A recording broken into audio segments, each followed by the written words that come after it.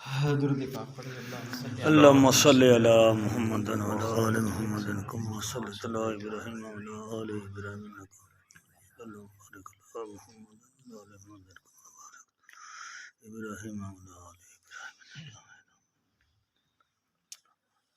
عذاب قبر کا ذکر ہے جی۔ بسم اللہ الرحمن الرحیم۔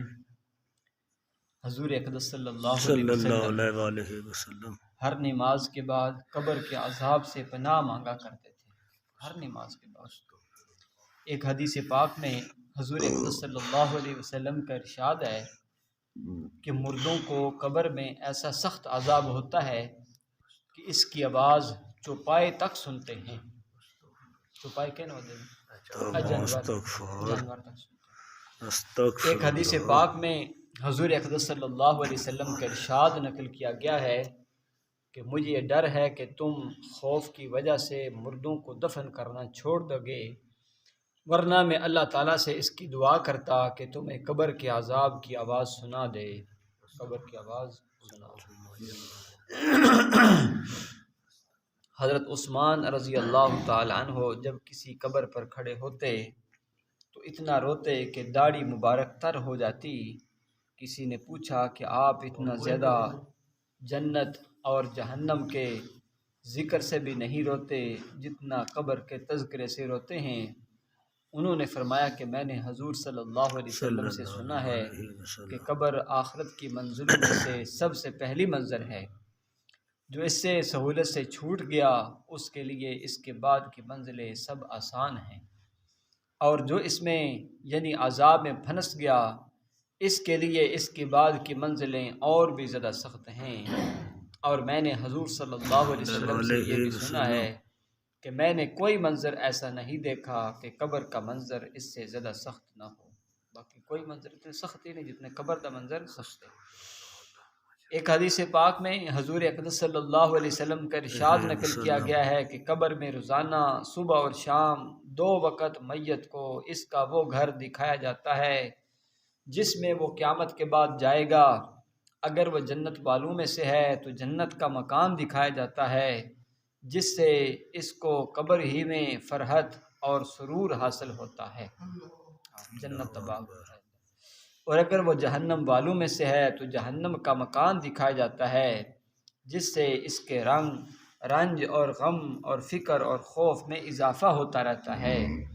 حضرت عائشہ رضی اللہ تعالی عنہا فرماتی ہیں کہ ایک مرتبہ ایک یہودی عورت میرے دروازے پر آئی اور بھیک مانگنے لگی کہ مجھے کچھ کھانے کو دے دو، اللہ تعالیٰ تمہیں دجال کے فتنے سے اور قبر کے عذاب سے بچائے، دجال کے فتنے اور قبر کے عذاب سے۔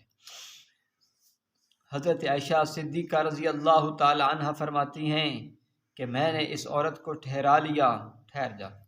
اتنے میں حضور صلی اللہ علیہ وسلم تشریف لائے۔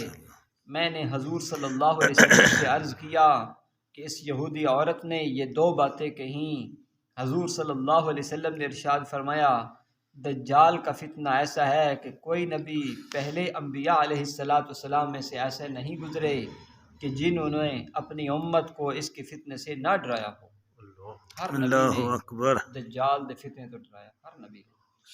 لیکن میں اس کے متعلق ایک بات کہتا ہوں جو اب تک کسی نبی نے نہیں کہی، وہ یہ ہے کہ وہ کانا ہے۔ وہ کیا ہے؟ کانا ہے۔ ایک کا خودی کوئی نہ سیدھی، کانا سیدھا۔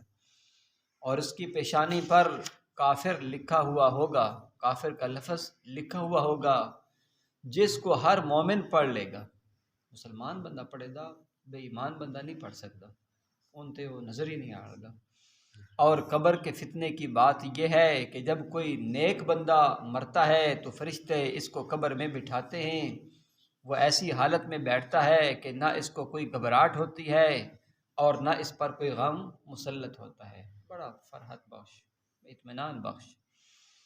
پھر اس سے اول تو اسلام کے متعلق سوال کیا جاتا ہے کہ تو اسلام کے بارے میں کیا کہتا تھا؟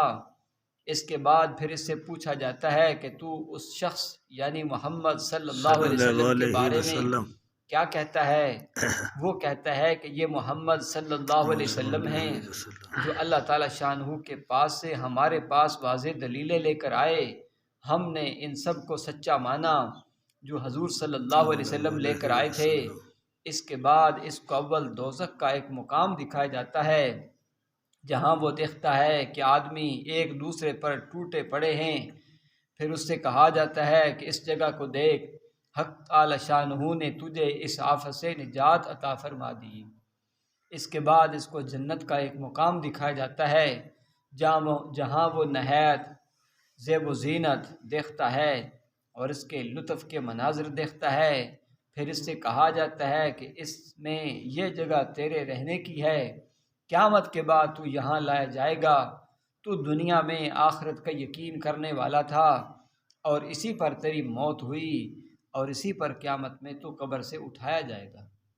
کیونکہ انسان داشر کے سال وچ جس حال وچ انسان دی زندگی بسر ہوندی ہے اور جس حال چ زندگی بسر ہوے دی اس حال چ موت آوے دی، جس حال چ موت آوے دی اس حال چ کل قیامت دے دن اٹھایا جائے گا۔ نیکی وچ موت آئی ہے تو نیکی سے اٹھایا جائے گا، اللہ جس حال وچ برائی موت آئی ہے تو برائی سے اٹھایا جائے گا۔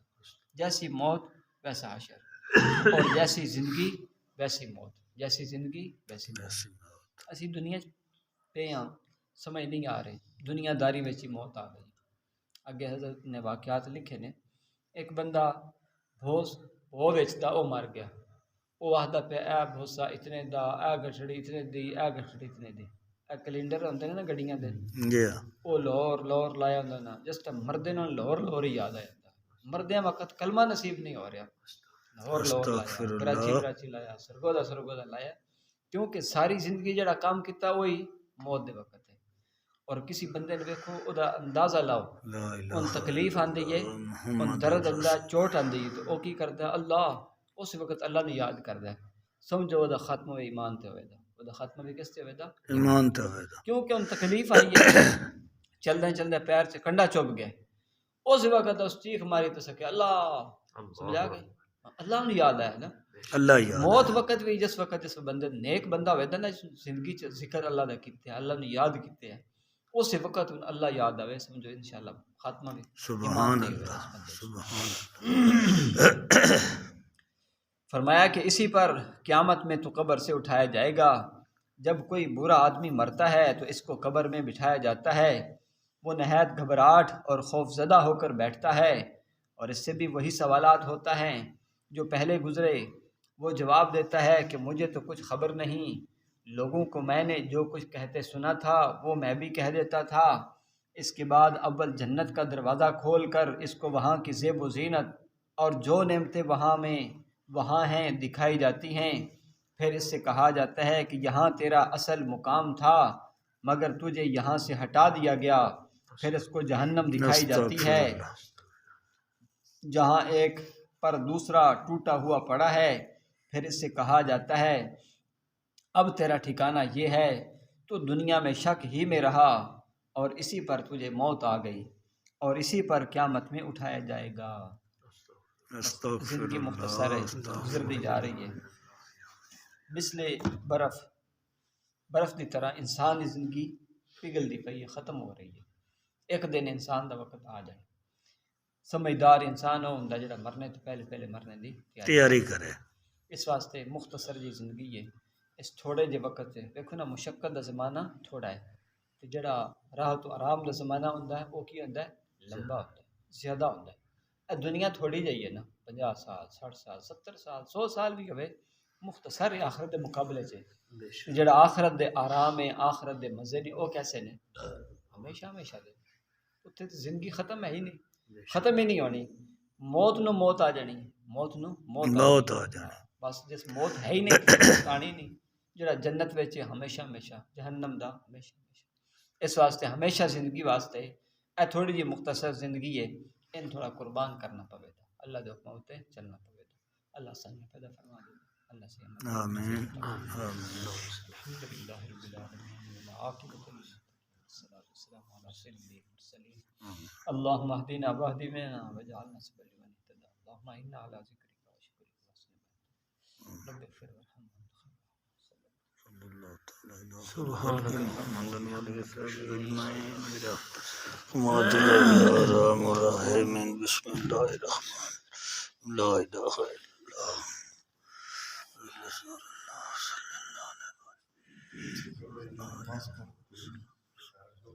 مولوی میں پیارے ہی بڑے لگتے ہیں، میرا دل کرتا میں مولوی رہوں لائب نہیں ویکھنا، جو میں نے ویکھ لین دے تہاڈا انج دل ہوندا مولوی رہوں کولے اٹھ جاوے نہیں تو اگے کیا کیتے اگلے دن کدوں اگے چڑھ گئے نہیں